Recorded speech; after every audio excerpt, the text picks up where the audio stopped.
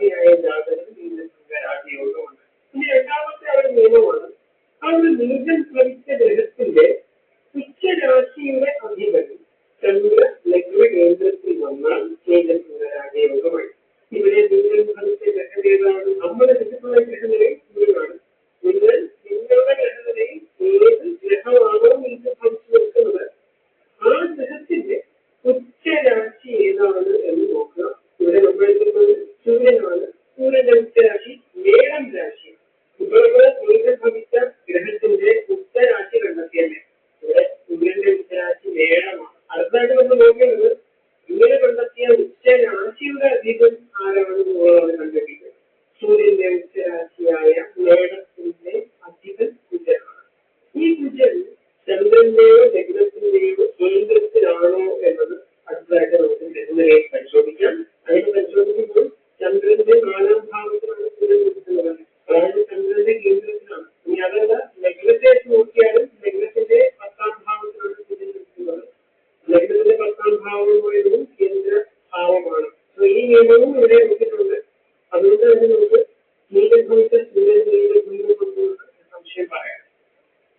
ഇനി മൂന്നാമതായിട്ട് നിയമം പറയുന്നത് ഗ്രഹനിലയിൽ നീചം ഭവിച്ച ഗ്രഹം നവാംശത്തിൽ ഉച്ചനായി കഴിഞ്ഞാൽ നീചം ഭവിച്ച ഗ്രഹത്തിന് നീച ഭംഗം വന്നു എന്നാണ് പറയപ്പെടുന്നത്. ഇവിടെ ഗ്രഹനിലയിൽ നീചം ഭവിച്ചു നിൽക്കുന്നത് രവി അഥവാ സൂര്യൻ തന്നെയാണ്. സൂര്യൻ അതിന്റെ നീചരാശിയായ തുലാം രാശിയിൽ നിൽക്കുമ്പോൾ നവാംശരാശി നോക്കിക്കഴിഞ്ഞാൽ രവി എവിടെയാണ് നിൽക്കുന്നത്? അതിന്റെ ഉച്ചരാശിയായ മേടം രാശിയിലാണ്. ഇങ്ങനെ ഗ്രഹനിലയിൽ നീചം ഭവിച്ച് ഒരു ഗ്രഹം നിൽക്കുമ്പോൾ നവാംശത്തിൽ ആ ഗ്രഹം അതിന്റെ ഉച്ചരാശിയിൽ വന്നാൽ നീചഭംഗം വരുന്നതാണ്. ഈ ഒരു ഗ്രഹനിലയിലും നീചഭംഗരാജയോഗം ഉണ്ട്. അടുത്ത ഒരു നിയമം ഇത്തരത്തിൽ നമ്മുടെ ഗ്രഹനിലയിൽ ഏതെങ്കിലും ഒരു ഗ്രഹം നീചം ഭവിച്ച് നിൽക്കുമ്പോൾ മറ്റൊരു ഗ്രഹം നീചം ഭവിച്ച് ഈ ഒരു ഗ്രഹത്തെ ദൃഷ്ടി ചെയ്താൽ നീചഭംഗം സംഭവിക്കുന്നതാണ്. ഉദാഹരണത്തിന് ഈ ഒരു ഗ്രഹനിലയില് മംഗൾ അഥവാ ശനി രേഖപ്പെടുത്തിയിരിക്കുന്നത് മേടം രാശിയിലാണ്. മേടം രാശി മംഗൾ അഥവാ ശനിയുടെ നീചക്ഷേത്രമാണ്. ഇവിടെ ശനിയിൽ നീചം ഭവിച്ചു നിൽക്കുകയാണ്. ഏതൊരു ഗ്രഹത്തിനും അതിന്റെ 7ാം ഭാവത്തിലേക്ക് പൂർണ്ണമായ ദൃഷ്ടിയുണ്ട്. ഗ്രഹദൃഷ്ടിയുടെ ഒരു ചാർട്ട് ഞാൻ അവിടെ ചേർക്കുന്നുണ്ട്. ഇവിടെ ശനിയുടെ 7ാം ഭാവമായിട്ട് രവി വരുന്നു.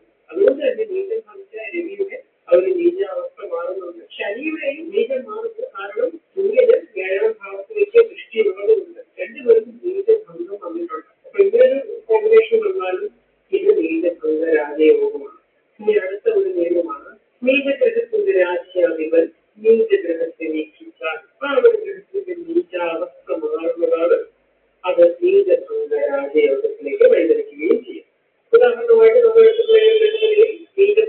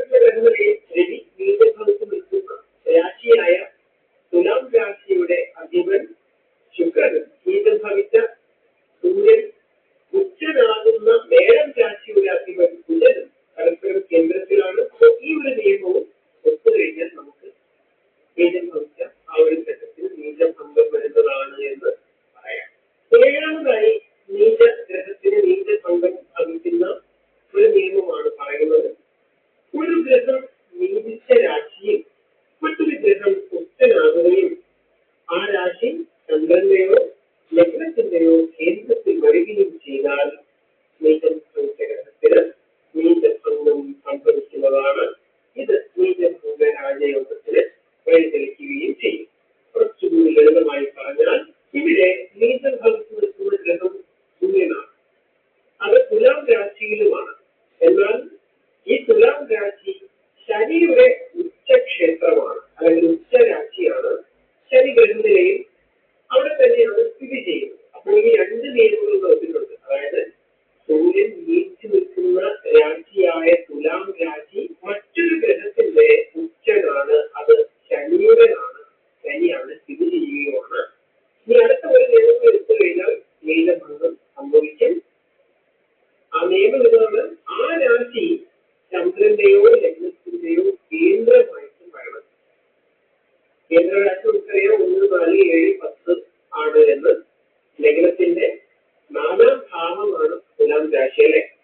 തുലാം രാശിയിൽ നീചനായ രവിയുടെ നീചാവസ്ഥമാണ് നീചഭംഗം വന്നിരിക്കുന്നു. മാത്രവുമല്ല ചന്ദ്രാൽ നോക്കിയാൽ കേന്ദ്രഭാവമായ 10ാം ഭാവത്തിലാണ് സൂര്യനും ചന്ദ്രനും സ്ഥിതി ചെയ്യുന്നത്. അങ്ങനെ നോക്കിയാലും ചന്ദ്രാൽ നോക്കിയാൽ നീചഭംഗം സംഭവിച്ചിട്ടുണ്ട്. അപ്പോൾ ഒരു ഗ്രഹനിലയിൽ നീചഭംഗ രാജ്യയോഗം എങ്ങനെയാണ് ചിന്തിക്കുന്നത് എന്ന് ഈ വീഡിയോയിലൂടെ നിങ്ങൾക്ക് മനസ്സിലായല്ലോ.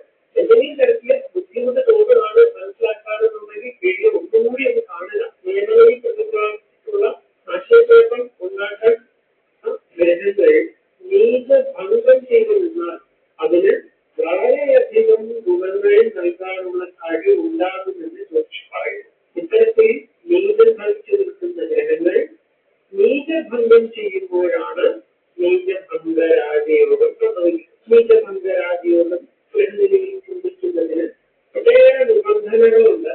പലതും ഒരു സാധാരണ വ്യക്തിക്ക് വളരെയധികം കൺഫ്യൂഷൻ ഉണ്ടാക്കുന്നതാണ്. അപ്പൊ അത് ഒഴിവാക്കാനായിട്ട് ഓരോന്നും നമുക്ക് വളരെ ലളിതമായിട്ട് മനസ്സിലാക്കാം. അവ മനസ്സിലാക്കിയതിന് ശേഷം നമുക്ക് നീചഭംഗ രാജയോഗം കൊണ്ട് എന്തൊക്കെ ഗുണഫലങ്ങളാണ് ഉണ്ടാകുന്നത് എന്നും മനസ്സിലാക്കാം. നീചഭംഗ രാജയോഗം ഒരു ഗ്രഹനിലയിൽ ചിന്തിക്കുന്നതിന് നമ്മൾ ആദ്യം മനസ്സിലാക്കിയിരിക്കുന്നത് ഓരോ ഗ്രഹങ്ങളുടെയും നീചക്ഷേത്രം ഏതൊക്കെയാണ്